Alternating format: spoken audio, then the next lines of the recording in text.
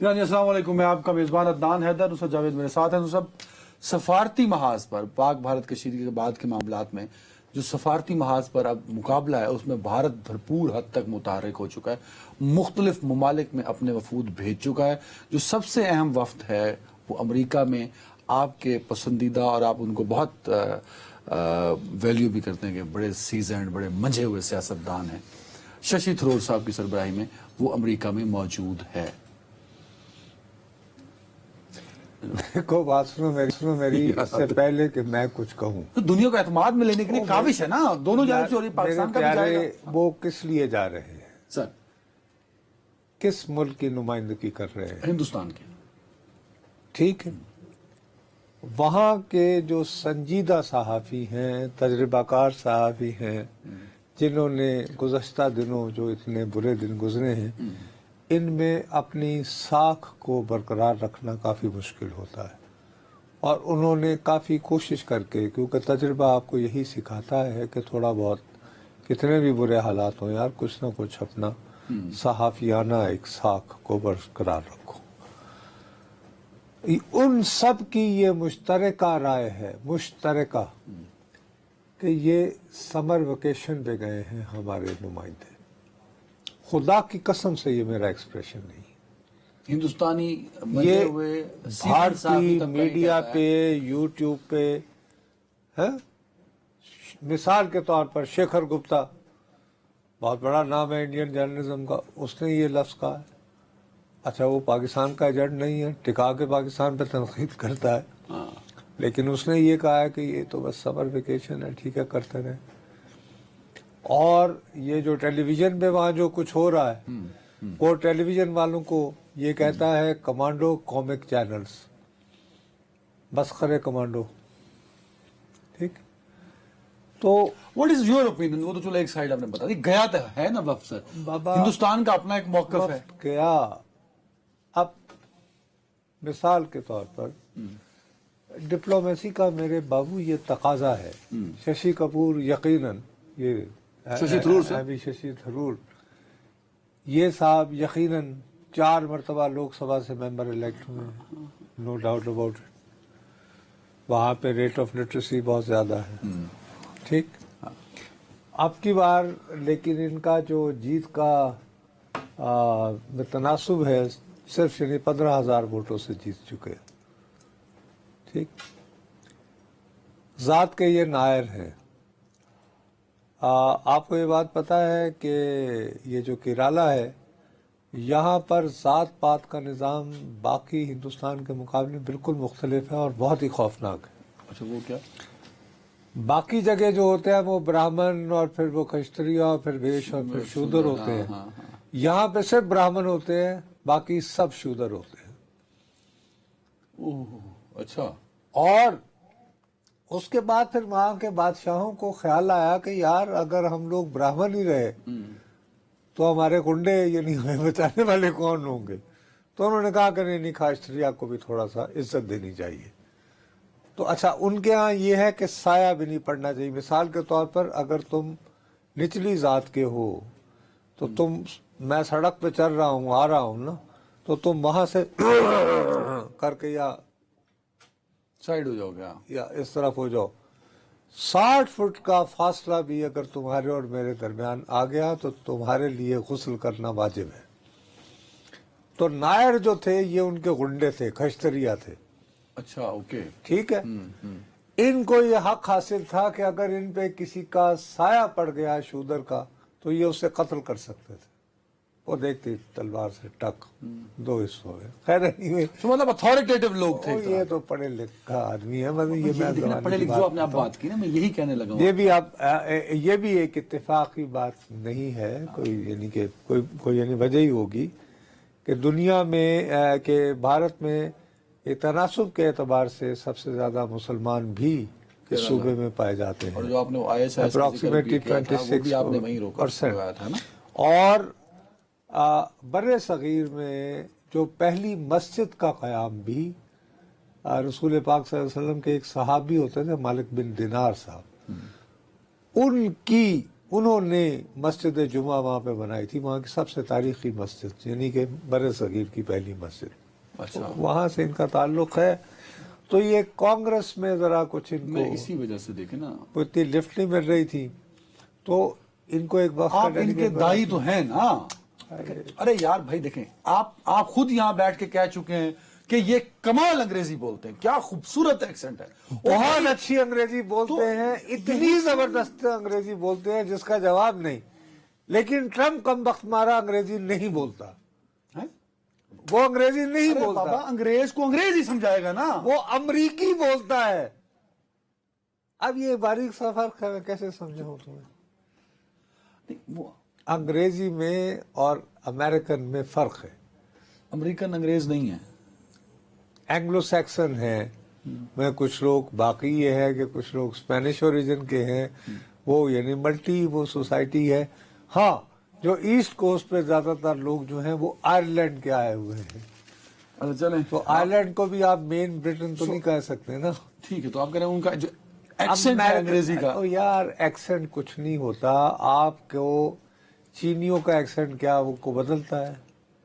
چینی کسی بھی غیر ملکی سے بات کرتے ہیں تو کیا وہ انگریزی میں یا یعنی اس کی زبان میں بات کرتے؟ They would stick to their Mandarin, وہ جو ان کی یعنی کہ چینی زبان ہے، ہاں؟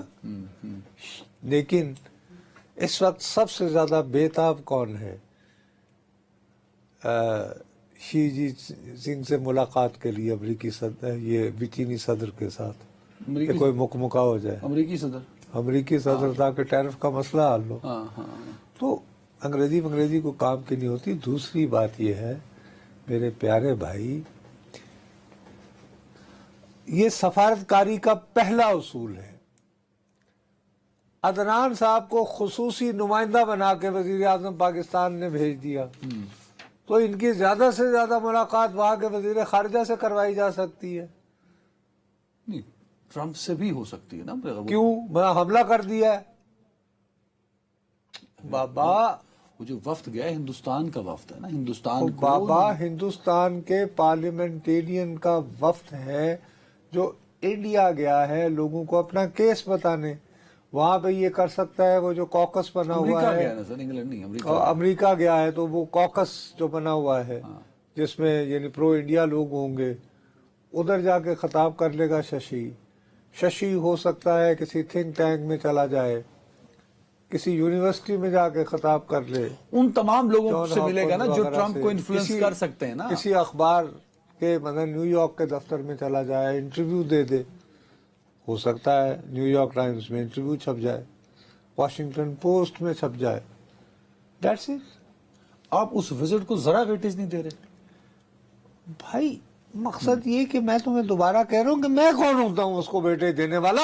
آپ تجزیہ تو برطانیہ کا یعنی بھارت کا اخبار والا کہہ رہے ہیں، وہاں کے سنجیدہ لوگ جنہوں نے دنیا دیکھ رکھی ہے، میری طرح تھوڑے سے بال جو ہیں وہ، کہ سمر ویکیشنز ہیں ہو رہے ہیں، ہمارے کتنے وفود جاتے رہے ہیں غیر ملکی دوروں پہ کشمیر آزاد کرانے، ہو گیا نہیں ہوا۔ ہو جائے دورے۔ آپ نے تو اس کو بالکل ہی اس کا اس بیچارے کو کوئی اس کی ساکھ رہنے نہیں دیا۔ آپ نے بھی شروع میں یہ کہہ دیا کہ وہ تو اس کی تو کانگریس میں بھی جگہ نہیں ہے، وہ کانگریس کا، آپ نے کہا نا ابھی بیٹھے بیٹھے یہاں۔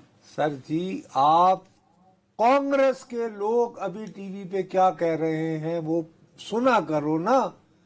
وہ کہہ رہے ہیں کہ اس کا نام راہل گاندھی نے نہیں ڈالا تھا ان وفود میں جنہیں جانا چاہیے، یہ مودی کی چوائس ہے۔ ایک دوسرا یہ کہ وہاں پہ چل رہا ہے کہ اگلے سال کے مئی میں الیکشن ہونا ہے، تو عموماً یہ ہوتا ہے کہ وہاں پر ابھی تک کی جو رہی ہے نا ٹریڈیشن، ایک مرتبہ کمیونسٹ پارٹی لیڈ، جس کو لیفٹ وہ ڈیموکریٹک وہ فرنٹ کہتے ہیں، وہ برسر اقتدار آتا ہے، ایک مرتبہ آتا ہے کانگریس کا۔ اس دفعہ ان کا یہ خیال ہے کہ شاید بی جے پی ہندوتوا پہ کھیلتے ہوئے وہ پرانا یاد کر کے کہ ارے ہم تو اصلی براہمن ہوا کرتے تھے، دنیا بھر کے ہندوؤں ایک ہو جاؤ، تو یہ اگر اس میں الیکشن لڑے تو یہ وزیر اعلیٰ ہو سکتے ہیں۔ اور یہ بات ان کے کانگریس کے رہنما کہہ رہے ہیں کہ یہ وزیر اعلیٰ بننے کی ہوس میں مودی کے قریب ہو رہا ہے۔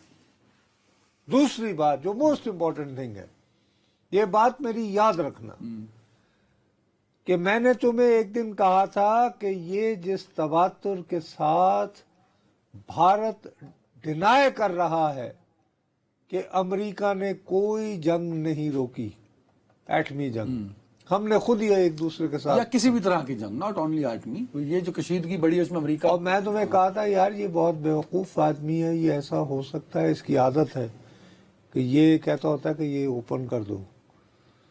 امریکہ میں تو ہر بات ریکارڈ ہوتی ہے، امریکہ میں ہاں ٹھیک ہے، ہر بات ریکارڈ ہوتی ہے، یہ کہے گا اوپن کر دو یہ، اور میں تمہیں یہ بات پریڈکٹ کر رہا ہوں اس ہفتے میں جو آج سے شروع ہوا ہے، کسی بھی دن ایسی کوئی چیز کسی اخبار کے لیے یا ٹیلی ویژن کے لیے لیک کی جا سکتی ہے جو یہ ثابت کرے کہ امریکی صدر ٹرمپ نے واقعتاً پاکستان اور بھارت کے درمیان ایٹمی جنگ رکوائی ہے۔ ایسا کچھ آ سکتا ہے۔ سر میں آپ کو کہہ رہا ہوں بچ کے رہیں۔ ششی صاحب وہاں پہنچے ہوئے ہیں، ٹرمپ تک ایکسیس کر لیں، انگریزی بڑی اچھی کس طرح، کس بات میں؟ وہاں امریکہ میں ان کے بڑے اثر و رسوخ ہیں، تو آپ بھی مانتے ہیں نا، کیا؟ تو کسی وائے سے وہ پہنچ سکتے ہیں۔ او بھائی ٹھیک ہے، موصوف نے 22 سال کی عمر میں ڈاکٹریٹ کر لیا تھا، بڑی ریئر بات ہے 22 سال کی عمر میں پی ایچ ڈی کر لینا، وہ بھی Fletcher school of law and diplomacy سے۔ اب آپ کا بھائی بھی Fletcher school of law and diplomacy میں پڑھا ہوا ہے، اور میری اوقات تو تین سمجھ نہیں آیا کہ کیا میں نے کیا میں کی کٹ لیا پیارے۔ آپ گئے وہاں؟ آئی سویئر آن گاڈ، میرے پاس باقاعدہ میں، لیکن میں نے ڈپلوما کیا تھا جی، پی ایچ ڈی نہیں کی۔ اچھا اوکے، ٹھیک ہے جی، تو کوئی اثر و رسوخ ہوگا نا ٹرمپ تک پہنچنے کا، ہو سکتا ہے ٹرمپ کی تعریف میں کلمات کہہ دیں، ٹرمپ کہیں واہ واہ واہ واہ کہ آجا نصرت تو کتنے گا حال تک میں نے ہو جا مراسی ہے، ہو جا میں نے ششی کی بات ہوئی آپ اور نہیں یار، سوال ہی پیدا نہیں ہوتا۔ یہ پروٹوکول کا تقاضا ہے، آپ صرف اپنے ہم منصب سے ملتے ہیں، ختم۔ اچھا اس وفد، ان وفود کا وفد نہیں، ہم تو ایک پہ اٹک گئے نا، یہ کئی وفد گئے ہیں مختلف ملکوں میں، تو ایک نیریٹو بلڈنگ ہے نا۔ وہ ان کا نیریٹو بھی سانجھا نہیں ہے۔ مثلاً ہمارے سادہ لوگ پاکستانیوں کو ایک زمانے میں، وہ ایک اویسی صاحب ہیں حیدرآباد دکن کے، اسد الدین اویسی، اسد الدین اویسی صاحب، اس کو بھیجا بحرین۔ وہاں پہ وہ ایک تو وہ مسلمان، تو وہ قائد اعظم کہتے ہوتے تھے نا کہ یہ کانگریس میں مطلب مولانا آزاد جیسے، وہ تو واقعی ایک جید عالم تھا یار، کیوں کہ 12 سیاسی اختلافات اپنی جگہ ہوتے ہیں، تو وہ یہ کہتے تھے کہ ہی از دا ٹوکن مسلم جو کانگریس میں ہے۔ ٹھیک ہے، تو اویسی صاحب کا وہی، اب وہ ابھی تو خیر وہ ان کی جماعت وہ یعنی کہ اس میں تو نہیں ہے بی جے پی میں، لیکن اب وہ ایک دم سے ہی is trying to prove himself more Indian than the Indian themselves. اب بحرین میں یہ پریس کانفرنس سے خطاب کرتے ہوئے، اور میں نے اپنا سر پکڑ لیا، ان کو کہہ رہے تھے کہ پاکستان تکفیری عناصر کی سرپرستی کرتا ہے، تکفیری کیا؟ آئیسس والے، داعش والے۔ جملہ لفظ ایسے بڑا نکالا، پنجاب سے تکفیری اس نے نکالا ہوتا ہے کہ یہ عربی کا ہے ویسے بھی ہے نا، بھائی تو ظاہر ہے تاکہ انہوں نے سمجھ آئے عربی ملکانوں، ٹھیک ہے۔ کوئی اور تکفیری کا لفظ استعمال کرو۔ اب بحرین کے کم بخت مارے، پہلے تو ان کی اپنی یعنی کہ پولیٹیکل ڈائنامکس کی تو اسٹڈی کر لے۔ وہاں کی اکثریت کا مسلک اور ہے اور حکمرانوں کا مسلک اور ہے، پر میں اس سے زیادہ اور کچھ نہیں کہہ سکتا۔ اچھا چلیں، تو اس لیے اب ہم ایک بریک کی طرف بڑھتے ہیں۔ ہو گیا نا آپ کا یہ پوائنٹ کلیئر؟ یار وہ میں نے صرف ایک بات کرنی تھی، ہم اس کے باوجود جو کہ میں یہ چاہتا ہوں بہت جلدی سے، عام طور پر یہ ہوتا ہے کہ یہ گودی مودی اور دائیں بائیں دیکھے بغیر، کل سے ایک سوشل میڈیا پہ ایک ویڈیو وائرل ہو رہی ہے جس میں یہ کہ ششی تھرور نے اس قسم کے الفاظ جو ہیں استعمال کیے تھے ٹرمپ کے بعد۔ اب یہ کہ بہت رونق کے ساتھ یہ کہتا یہ پایا جا رہا ہے کہ میں دونوں بش سے بھی ملا تھا، کلنٹن اور یہ کہ میں کلنٹن سے بھی ملا ہوں، اور میں کچھ لمحات کے لیے اوباما سے بھی ملا ہوں۔ ان کی کلاس ہی اور تھی، ایک ہی چول جا بندہ ہے۔ اچھا پنجابی ترجمہ نہیں، پنجابی ترجمہ یہی بنتا ہے نا، لیکن یہ جا رہا ہے۔ لیکن ہمارے دوستوں کو اس پہ خوش نہیں ہونا چاہیے، یہ کلمات اس نے سپٹمبر 2024 میں جے پور میں لٹریری کانفرنس کے دوران کو بات ہو رہی تو اس دوران ادا کی تھی. اچھا اوکے، یہ تازہ نہیں، تو اس لیے سوشل میڈیا ہمیں پہ تازہ کے طور پہ پیش ہوا. وہ غلط بات ہے. تو ہم خود اس کی تصحیح کر رہے ہیں کیونکہ ہمیں خیالوں اور خوابوں میں زندہ رہنے کی ضرورت نہیں ہے. Very right. حقائق کیا ہم آنکھوں میں آنکھیں ڈال کر سامنا ہم کریں گے اور صرف مزید بات ایک کریں گے. لائن، نہیں، ہم آ رہے ہیں صرف ایک لائن. ارے اسی پہ ہیں، یہی سیگمنٹ ہے ہمارا، یہی ٹاپک رہے صرف ایک گا. لائن. مودی نے گجرات میں بڑی دھواں دھار تقریر کی، اس پہ بات او یار اس پہ ہم ہے نا بریک کے بعد we will start from this. ٹھیک ٹھیک. ایک بریک لے لیں، ہم یہی شروع کرتے ہیں. ارے بھائی یہ غنڈہ گردی کی انتہا ہے. روٹی کھاؤ ورنہ میری گولی تو ہے ہی.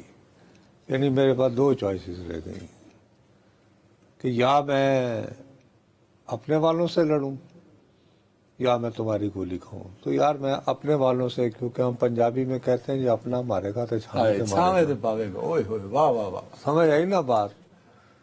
سب سے بڑی بات یہ ہے نہیں، یہ ایک نیشن کو کہ دھمکایا جا سکتا ہے. ارے بھائی یہ اس کی یہ بیکانیر یہ وہ جہاں جہاں جا کے یہ جو تقریر گجرات میں بھی ہم نے میزائل مارے ہے ہاں.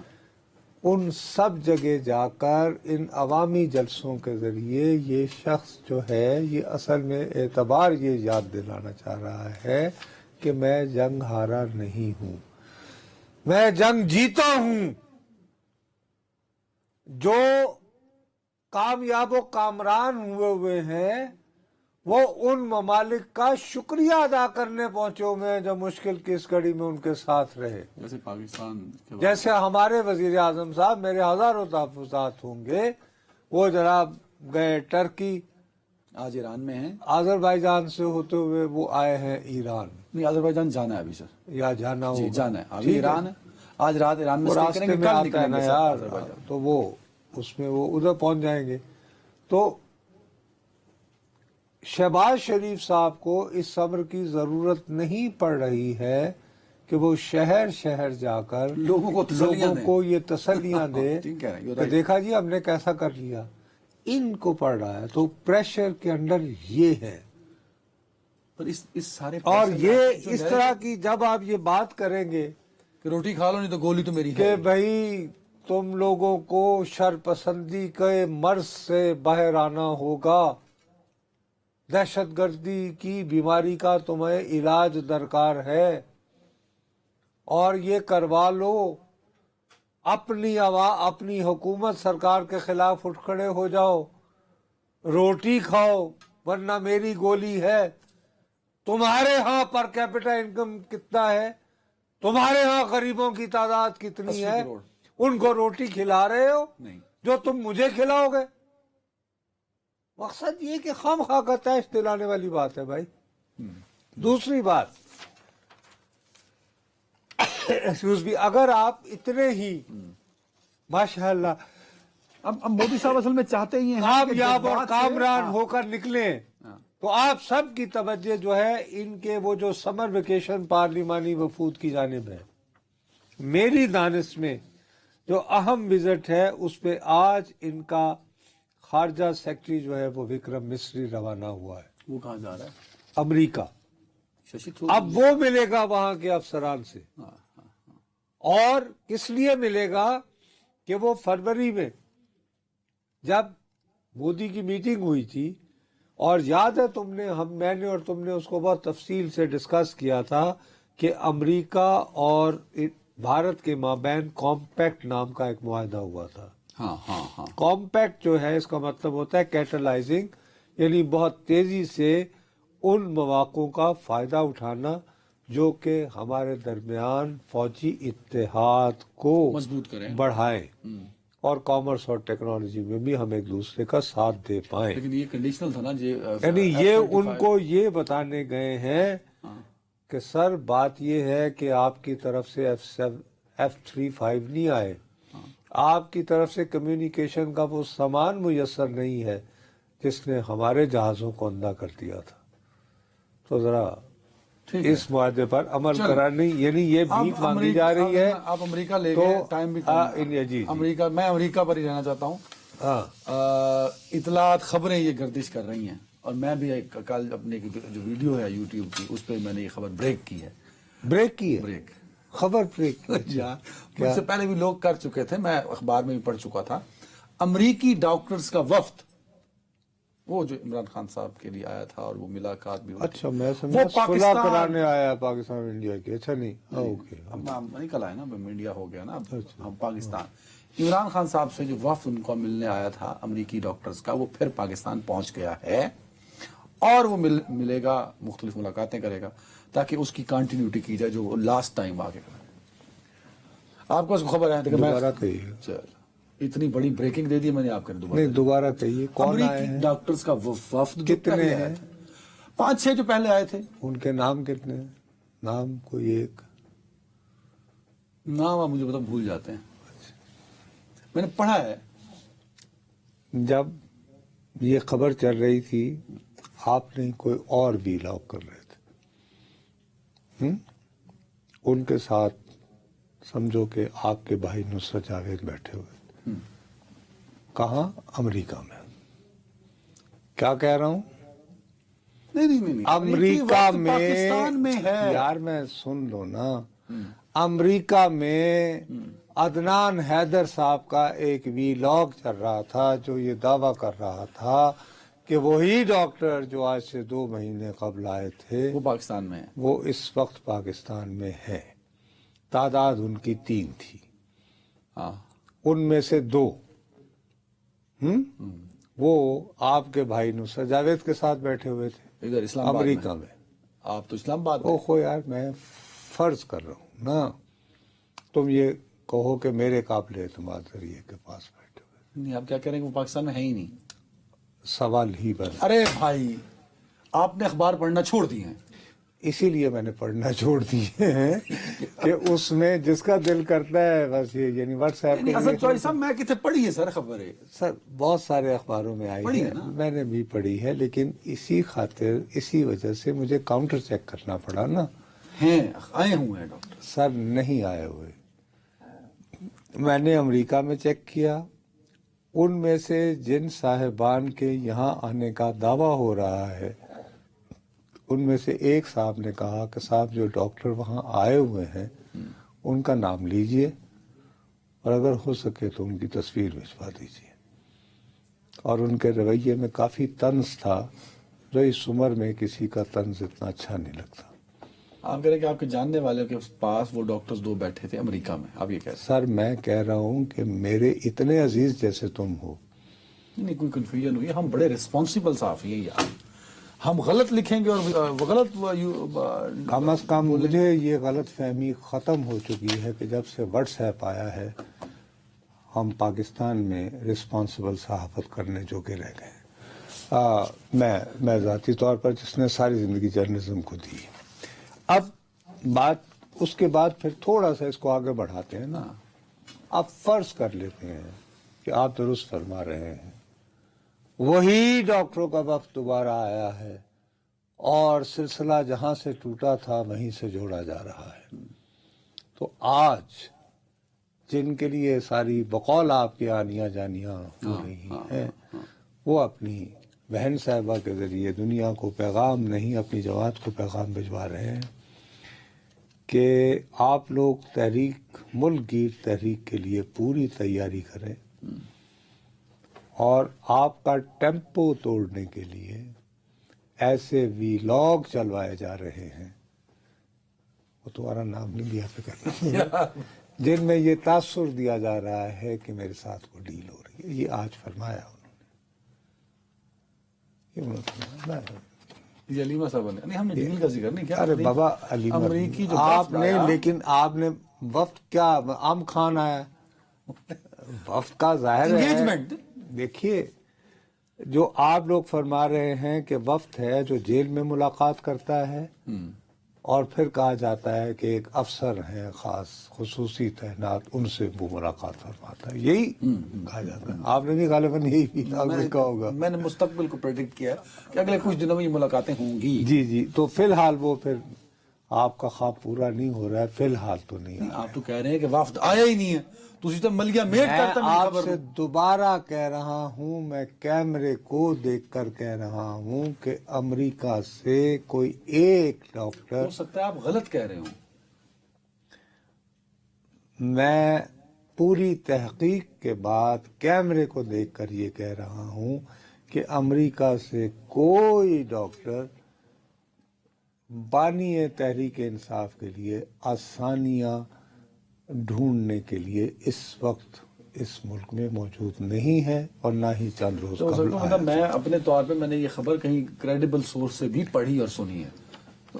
کریڈیبل سارے ہی ہیں. اچھا آپ کا کیا خیال ہے؟ آپ نے جب کہا آپ بھی کریڈیبل ہیں، یہ کوئی بات نہیں، چلو کچھ ایکسپیرینس بھی ہوتا ہے. نہیں، وہ آپ کی انکساری اپنی جگہ، اچھا اب مجھے یہ وہ تو آپ کی مہربانی ہے، لیکن علیمہ بی بی تو یہ کہہ رہی ہے، علیمہ بی بی کی ملاقات ہوئی عمران خان صاحب سے. پورا رویہ یہ ہے کہ وہ یہ کہہ رہی ہیں کہ اب کی بار اسلام آباد پہ چڑھائی نہیں ہوگی، کیونکہ اسلام آباد میں یہ سنائپر چلاتے ہیں. اب کی بار اسٹریٹجی یہ ہے کہ پورے ملک میں بیک وقت ملک گیر تحریک چلائی جائے. یہ عمران خان صاحب کہتے ہیں، یہ انہوں نے فرمایا. اور کیا کیا کہا ہے انہوں نے آج کا؟ آج میں، اور اس میں وہ یہ کہہ رہی ہیں کہ اپنا جو بانی ہے، نہیں جو بانی نہیں، یہ بڑی امپورٹنٹ ہے. وہ یہ کہہ رہے ہیں کہ میری جماعت کے لوگ جو ہیں بہت سارے، وہ وکٹ کے دونوں جانب کھیل رہے ہیں، مطلب ادھر بھی تھے ادھر بھی، اور فیصلہ کر لیں کہ وہ کس کے ساتھ ہیں. وہ کہہ رہے ہیں کہ میری جماعت نظریاتی جماعت ہے، ویسے یہ میرے لیے خبر ہے، الیکٹیبلز کی جماعت نہیں ہے. جہاز میں بیٹھے تھے نا. نہیں، وہ میں نے اسی لیے کہا نا کہ میرے لیے خبر ہے، جو گراؤنڈ پہ تھے لیکن وہ یہ فرما رہے ہیں کہ میری جماعت نظریاتی ہے، یہ الیکٹیبلز کی نہیں ہے. الیکٹیبلز کو چاہیے خدا حافظ، اور جو نظریے والے لوگ ہیں وہ میرے ساتھ کھڑے ہوں، اور جلد ہی میں نے کال دینی اور پورے ملک میں نکل آؤں. اب اگر ڈاکٹر آئے ہوتے تو وہ تو کوئی ایسا انجیکشن فراہم کرتے نا کہ ٹھنڈک اور یہ وہ، یہی مقصد تھا نا. اور وہ تو بلکہ انہوں نے کہہ دیا، میں کہا یہ وی لاگ چلوائے اسی لیے جا رہے ہیں. یار آپ تو ہاتھ دھو کے میرے پیچھے پڑ گئے. میری تھوڑی بہت نا، ہم ہر پوری خبر تو غلط نہیں ہو سکتی نا. ہو سکتا ہے کچھ جو ایک ڈاکٹر آیا ہو، باقی پیچھے آ رہے ہو سکتا ہے ان کی والدہ ان کا، ہم نے کسی نے آپ کو امیگریشن کرتے ہوئے کہا کہ جی امریکہ کے ڈاکٹر آئے ہیں تو یہ کوئی وجہ ہوگی، شاید امیگریشن والے کو بھی پتا. میں نہیں غلط ہوں گا، اور بھی کئی لوگ اس خبر پکڑے جان کے اگر غلط ہے، میں ابھی بھی اگر کا لفظ استعمال کروں. ایک بریک ہے، بریک کے بعد سپریم کورٹ چلیں گے ایک وقفے کے بعد. جی ویلکم بیک. نوسر وسیم ملک صاحب کو میں نے بلایا سپریم کورٹ میں 2 اہم کیسز، مخصوص نشستوں کا اور ججز سینیورٹی اور ٹرانسفر کا کیس. وسیم آپ کو میری آواز آ رہی ہے؟ بہت شکریہ وقت دینے کے لیے. سب سے پہلے یہ بتائیے کہ مخصوص نشستوں کا جو معاملہ تھا اس میں آج کیا کیا ڈیولپمنٹ ہوئی آج کی سماعت میں؟ اچھا دیکھیے، مخصوص نشستوں سے متعلق جو بنیادی طور پر 4 نظر ثانی کی درخواستیں ہیں سپریم کورٹ آف پاکستان کے 12 جولائی 2024 کے اس فیصلے کی خلاف، جس میں 8 اکثریتی ججز نے مخصوص نشستیں پاکستان تحریک انصاف کو دینے کا حکم دیا. ان نظر ثانی درخواستوں میں آج کے روز جو سپریم کورٹ آف پاکستان کے فیصلے سے قبل الیکشن کمیشن آف پاکستان کی جانب سے وہ مخصوص نشستیں دیگر جماعتوں کی، سیاسی جماعتوں کی خواتین جن میں Pakistan Peoples Party, PMLN، JUIF اور MQM میں شامل تھے، ان کی خواتین کو جب مخصوص نشستیں دی گئی تھیں تو جب وہ ہٹے تو ایک متاثرہ فریق بنی وہ، اور ان کے جو وکیل تھے مخدوم علی خان، بنیادی طور پر آج کے روز انہوں نے کیس کے میرٹس کے اوپر پہلی مرتبہ دلائل دیے. سپریم کورٹ آف پاکستان کی جانب سے یہ جو آج ہیئرنگ تھی یہ براہ راست نشر بھی کی گئی، اور اس میں ایک حیران کن بات وہ یہ بھی ہے کہ جو PMLN، پیپلز پارٹی اور الیکشن کمیشن، یہ 3 وہ مرکزی فریق تھے جنہوں نے سب سے پہلے اس نظر ثانی درخواستوں پر سماعت کی، مگر وہ اب دلائل نہیں دیں گے. انہوں نے مخدوم علی خان کے دلائل اڈاپٹ کر لیے ہیں. تحریری معروضات جو کچھ تھیں وہ عدالت میں انہوں نے پیش کر دی ہیں. تو کل کے روز باقاعدہ طور پر جو سنی اتحاد کونسل کے وکیل ہیں فیصل صدیقی، وہ دلائل دینے جا رہے ہیں. اس سارے معاملے میں امکان یہ ظاہر کیا جا رہا ہے کہ اس کا فیصلہ جلد آ سکتا ہے. بینچ اور وکلا کی جانب سے جو جلد بازی کا ایک مظاہرہ کیا جا رہا ہے اس کی وجہ یہ ہے کہ ہمارے ذرائع یہ بتا رہے ہیں کہ آئینی بینچ کے جو سربراہ ہیں جسٹس امین الدین خان، وہ اس ہفتے کے اختتام پر حج پر تشریف لے جا رہے ہیں، جس کی وجہ سے وہ کیس کی سماعت جو ہے جلد سے جلد مکمل کرنا چاہتے ہیں. بہرحال آج کے روز مخدوم علی خان جو ہیں ان کی جانب سے دلائل جو ہیں وہ دیے گئے، اور بار بار وہ نکات اٹھائے جاتے رہے جو کہ تفصیلی فیصلے کا حصہ تھے. یہاں پر میں آپ کو ایک اور بات بتاؤں یہ نظر ثانی ہے آئین کے آرٹیکل 188 کے مطابق، اور نظر ثانی کا جو دائرہ اختیار ہے وہ بڑا لمیٹڈ ہوتا ہے. آپ کیس میں کوئی نئے دلائل جو ہیں وہ دوبارہ سے نہیں دے سکتے. آپ نے صرف فیصلے میں ٹیکنیکل ایرر بتانا ہوتا ہے جس کی بنیاد پر فیصلہ جو ہے اگر انڈو کیا جانا ہے تو وہ انڈو کیا جا سکتا ہے. مگر موجودہ مقدمے میں چونکہ 26ویں آئینی ترمیم آئی اور آئینی بینچ نے یہ مقدمہ سننا تھا، 5 ججز ایسے ہیں جو کہ اکثریتی فیصلہ دینے والے ججز ہیں جو اس بینچ میں شامل نہیں ہیں. 6 ججز اس بینچ میں اس وقت ایسے ہیں جو کہ اس سے قبل اس کیس کو انہوں نے سنا ہی نہیں تھا، تو وہ بھی بار بار وہ سوالات پوچھ رہے تھے. وکیل صاحب کی جانب سے بھی بار بار وہ نکات اٹھائے جا رہے تھے جو کہ جسٹس منصور علی شاہ اور دیگر 7 اکثریتی ججز جو ہیں ان کی ججمنٹ میں آلریڈی موجود ہے. ان میں ایک نقطہ تو یہ اٹھایا گیا کہ پاکستان تحریک انصاف مرکزی مقدمے میں فریق نہیں تھی، سنی اتحاد کونسل کی درخواستیں تھیں، تو جو مرکزی مقدمے میں فریق نہیں تھا اسے ریلیف کیسے دے دیا گیا؟ اس کا بھی جواب تفصیلی فیصلے میں موجود ہے. بہرحال جو دوسرا سوال اٹھایا گیا وہ یہ کہ سپریم کورٹ آف پاکستان نے اس معاملے میں مکمل ایک چیز مجھے ذرا کنفیوز کر کے سوری آپ نے یہ بات بڑا اچھا اشارہ دیا کہ یہ نظر ثانی کی اپیل ہے، اس کے ایک اپنے میرٹس ہوتے ہیں کہ صرف فیصلے کی ٹیکنیکلٹیز کو بینچ پر کے سامنے وکلا رکھیں. ساتھ ہی وہ یہ بھی کہہ رہے ہیں کہ جو کہ 26ویں سن لو یار، اب چونکہ 26ویں آئینی ترمیم کے تحت وہ رول بدل گیا ہے، ورنہ وہ تمام لوگ جنہوں نے اوریجنل فیصلہ نہیں سنا تھا وہ تو اس بینچ میں بیٹھ ہی نہیں سکتے تھے. ٹھیک کہہ رہے ہیں بٹ وسیم جو وسیم نے بات رپورٹ کی ہے مجھے یہ لگ رہا ہے کہ اس نظر ثانی کی اپیل کو ایک باقاعدہ کیس کے طور پہ برادر وہ تقریباً وہ یہ بات کر رہا ہے، اور اسی خاطر یار پلیز آپ کریکٹ کر سکتے ہو اگر آپ چاہو تو کہ ہم دونوں میں سے کون غلط کہہ رہا ہے. اچھا سر، اس میں ایک تو آپ کی بات درست ہے کہ 26ویں آئینی ترمیم آئی، آئینی بینچ ہی اب آئینی تشریح کے مقدمات اور ان کی نظر ثانی سنے گا، مگر اب چونکہ یہاں پر ایک تنازع پیش آ چکا تھا تو اس کا ایک حل تھا. اس سے قبل بھی آئینی بینچ اسی طریقے سے کر چکا ہے. انہیں ایک جج کی ضرورت تھی فوجی عدالتوں کے کیس میں، تو انہوں نے جوڈیشل کمیشن کو لکھا کہ ہمیں فلان جج جو ہے وہ آئینی بینچ میں شامل کر کے دیں، جس کے بعد جوڈیشل کمیشن کا اجلاس ہوتا ہے، وہ جج آئینی بینچ میں آتے ہیں اور اس کیس کی سماعت کرتے ہیں. اس کیس میں بھی درخواست گزار جو سنی اتحاد کونسل کے وکیل تھے انہوں نے بارہا پہلے یہ موقف اپنایا کہ جو پرانا بینچ ہے آپ جوڈیشل کمیشن آف پاکستان کو یہ بینچ جو ہے یہ لکھ کے بھیج دے، چونکہ نظر ثانی کا معاملہ ہے وہی ججز سن سکتے ہیں، تو جوڈیشل کمیشن آف پاکستان ان ججز کو صرف اس مقدمے کے لیے آئینی بینچ میں نامزد کر دے، جو کہ بہرحال ایسا نہیں کیا گیا تھا. اچھا، اب اس سارے معاملے میں چونکہ جیسے میں نے آپ کو بتایا نظر ثانی ہے، دائرہ اختیار بڑا لمیٹڈ ہے، مگر چونکہ 6 جج نئے ہیں ان کی جانب سے بار بار وہی سوالات اٹھائے جا رہے ہیں جو آلریڈی فیصلے میں موجود ہیں. وکیل کی جانب سے بھی نئے دلائل اپنائے جا رہے ہیں جو انہوں نے مرکزی کیس میں نہیں کیے تھے. تو بہرحال نئی عدالتی نظائر تو اس سارے معاملے میں قائم ہو رہی ہیں، لیکن یہاں پر آج کے روز بینچ کی جانب سے جو جسٹس جمال مندوخیل ہیں انہوں نے کچھ اہم ترین سوالات اٹھائے جب مخدوم علی خان یہ فرما رہے تھے کہ مکمل انصاف کا اختیار جو ہے وہ استعمال نہیں کیا جا سکتا تھا اس مقدمے میں، کیونکہ مکمل انصاف کا اختیار بھی تب استعمال کیا جاتا ہے جب فریق پاکستان تحریک انصاف اگر اس عدالت میں ہوتی. پاکستان تحریک انصاف نے مرکزی کیس میں کلیم ہی نہیں کیا تھا کہ ہمیں یہ مخصوص نشستیں دے دیں. اس کا جواب بھی جسٹس منصور علی شاہ کے فیصلے میں لکھا گیا تھا کہ کوئی تکنیکی نوعیت کی رکاوٹیں جیسا کہ جو سنی اتحاد کونسل ہے اس کی نشست پارلیمان میں نہیں تھی، یا پی ٹی آئی نے اپنی فارم 33 میں وابستگی کا معاملہ نہیں اٹھایا. سنی اتحاد کونسل نے لسٹ نہیں دی تھی. اچھا بہرحال وسیم، یہ تو ایک ایسا معاملہ ہے جو تقریباً ایک جانب جاتا ہوا نظر آ رہا ہے، اور بہتر یہی ہے کہ ہم اس پر رائے زنی سے گریز کریں. لیکن ایک ایسا مسئلہ ہے جو کہ رواں رہنا ہے، بدستور رہنا ہے کہ اسلام آباد ہائی کورٹ کے ایک چیز میں پوچھنا چاہوں گا، ایک چیز صرف ایک پوائنٹ، کہ یہ جب آپ نے 6 ججز اس بینچ میں دوسرے آ گئے جنہوں نے اس کیس میں پارٹیسپیٹ نہیں کیا تھا، ایز جج نہیں سنا تھا اس کیس کو، تو اب جو فیصلہ لکھا جائے گا ٹیکنیکلی وہ نظر ثانی کا فیصلہ تو پھر نہ ہوگا نا. وہ نئے ججز اپنا فیصلہ لکھیں گے ریمارکس اور اپنے دلائل لینے کے بعد.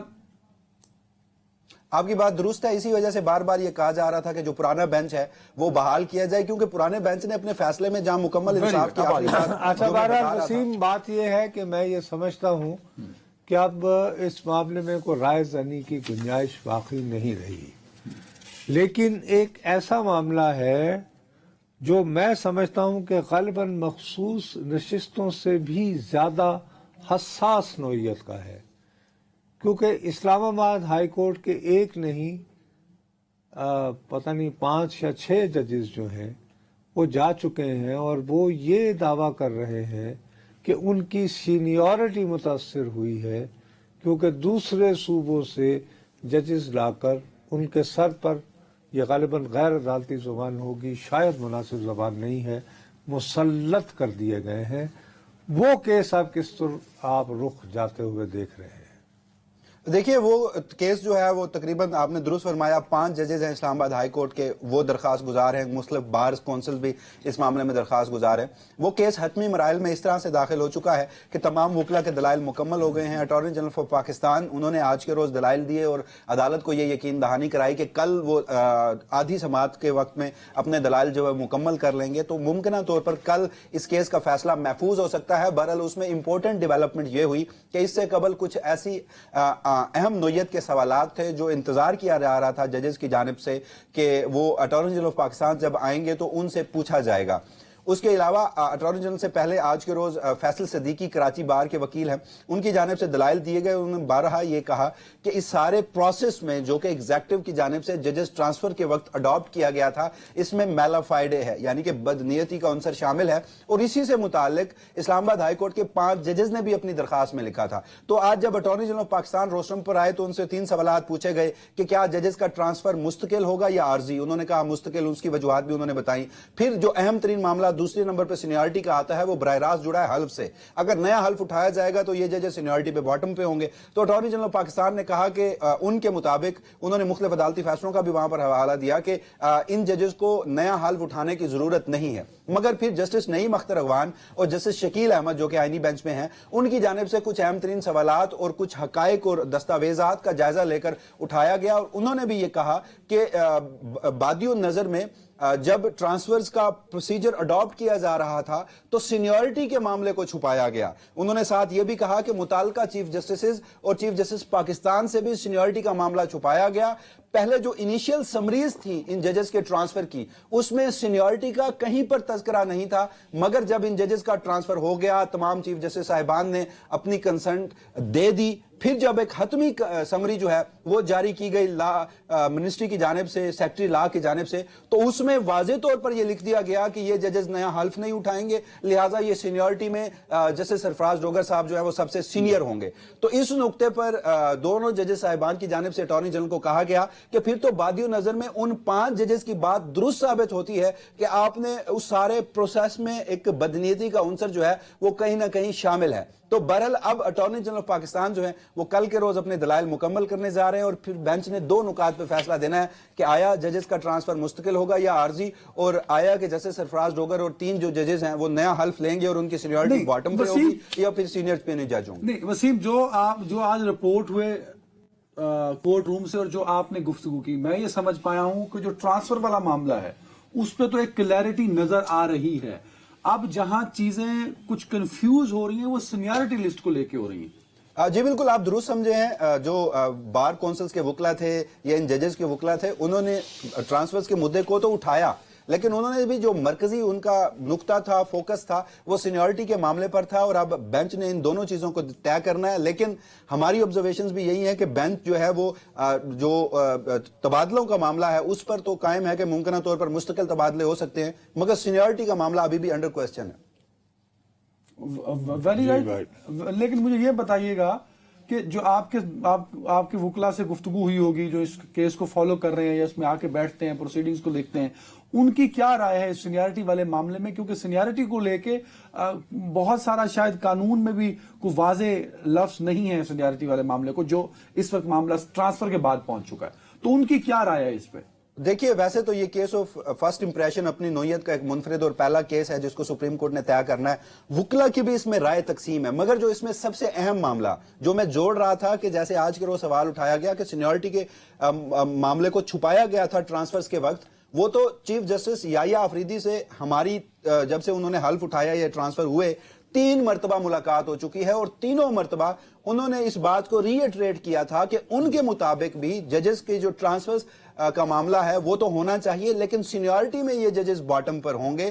اور اس سے بھی یہ تاثر ملتا ہے جو آج سوال اٹھایا گیا تھا کہ پھر جب یہ پروسیس انیشیٹ کیا گیا تو اس وقت تو ان چیف جسٹس صاحبان سے بھی سینیورٹی کا معاملہ اور حقائق چھپائے گئے، لیکن جیسے ٹرانسفر کا عمل مکمل ہوا تو اس میں بعد میں وہ بتا دیا گیا کہ یہ ججز سینئر ہوں گے. نہیں، اس میں پھر جب بھی فیصلہ لکھا جاتا ہے بنیادی حقوق کا تو خیال رکھا جاتا ہے نا کہ اگر دوگر صاحب بڑا ضروری بات ہے. نہیں سر، جو وسیم بات کر رہے ہیں اس کو میں کلیئر کر رہا ہوں کہ اگر آخری منٹ ہے 30 سیکنڈ، اگر سینیارٹی کا معاملہ کہ وہ باٹم پہ آئیں گے جو آپ نے ذکر کیا بھائی، تو میں پھر ٹرانسفر لوں گا ہی نہیں، کیونکہ 4 جوڈیشل پروسیس ہے نا.